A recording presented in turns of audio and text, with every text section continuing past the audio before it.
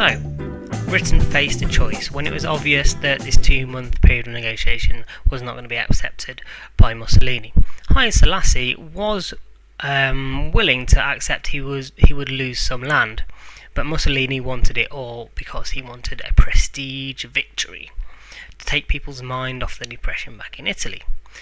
Now, Britain's choice was, do they go against Mussolini, or do they allow him to do exactly what he wants in Mussolini, in Abyssinia? On one hand, if you go against him, there will be a war, especially because a lot of British politicians thought he would do some sort of mad dog act, and it would probably push him into the arms of Hitler. If you go against him, who is your ally as of the Strider Front, you would push him into the arms of your number one enemy, which was Germany.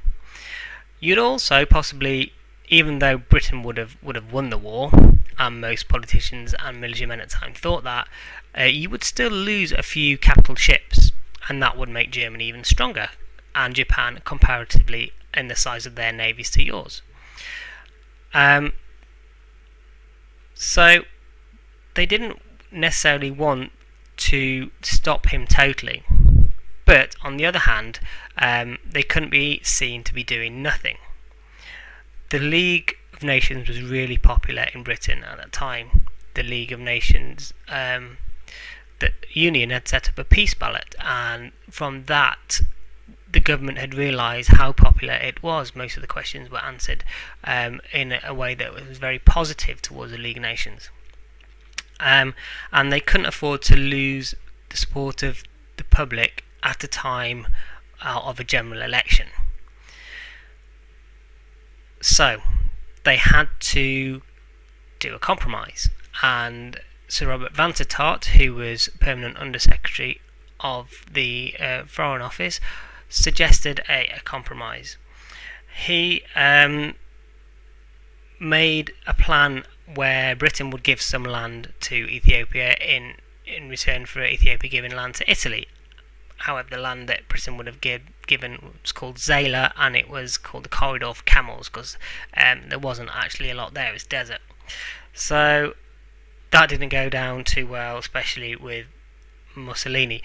Britain also offered Italy economic privileges in Ethiopia, but Mussolini wanted it all. He was not going to accept bits. He wanted a full-scale military invasion and victory in Ethiopia. So in October 1935, Italy invaded, and they used pretty harsh methods, including gas and carpet bombing civilians when they invaded these tribesmen. Now the League and the two powerful countries in Europe had to decide what to do now the invasion started. The French were not keen on military sanctions. They obviously were more worried about Germany and also Italy, both being neighbours with France. The British, Samuel Hawes, the secretary at the time, carried on reinstating his support in the League. He came out publicly and said it. However, these plans, these negotiations were going on behind the scenes, these plans to give Mussolini bits of Ethiopia. So he was being duplicitous, he was lying.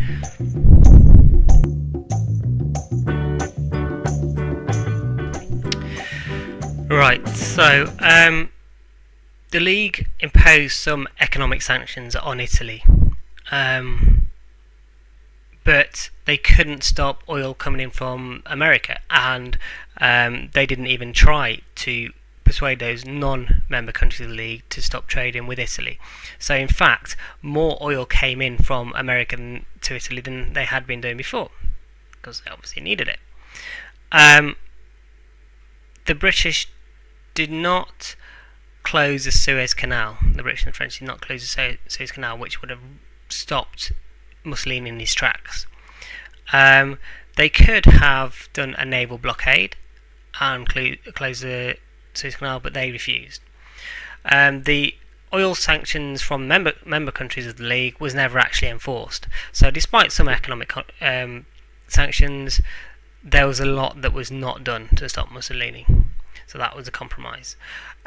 Meanwhile, they were also trying to come up with another plan, the French and the British jointly, to split up Ethiopia and give pretty much about half of it or a third of it to Italy.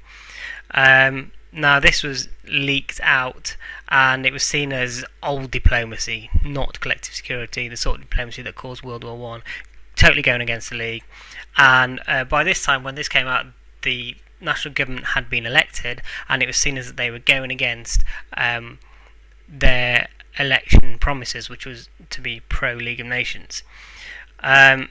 So Samuel Hoare, who was part of the Hoare-Laval plan, obviously took the blame from it. Even though he had denied it had been happening, when it came out, he took the full brunt of the blame. He made himself a scapegoat. And Anthony Eden took over as Foreign Secretary. Now, Mussolini rejected it. By that time, it's already been discredited in Britain, and so would he have accepted it anyway? Possibly not, because as we know, he wanted the whole-scale victory. Like I said, the oil sanctions never applied, and by bombing, poisoning, gassing, and strafing the Ethiopian Abyssinian population, the Italians took over the whole of Abyssinia by 1936, and Mussolini was never as popular as he was at that point. That was his pinnacle of his popularity in Italy. After that happened, the League lifted the sanctions, because they said, well, the sanctions applied to a country invading Ethiopia, which is a member state, but because the state of Ethiopia or Abyssinia did not exist after June 1936, how could the sanctions apply? So they lifted them. So it was a pretty bad compromise to make, because it did the worst of both worlds, not the best of both worlds.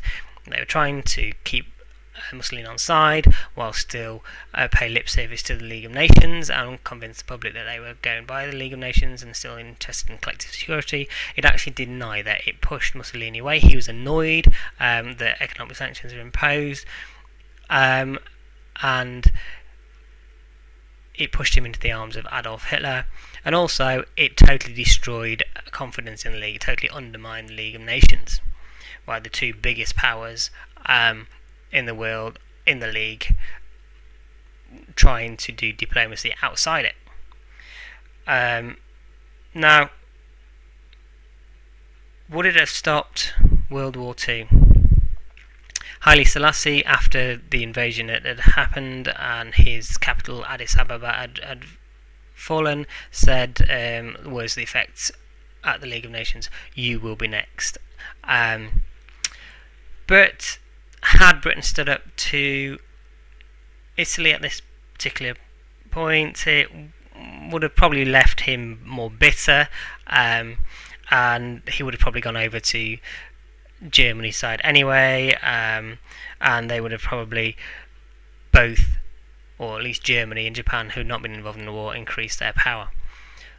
Had they imposed economic sanctions, that's what would have happened. If they'd let Italy totally get away with invading Abyssinia, well, they might have kept Mussolini on side for a small period of time.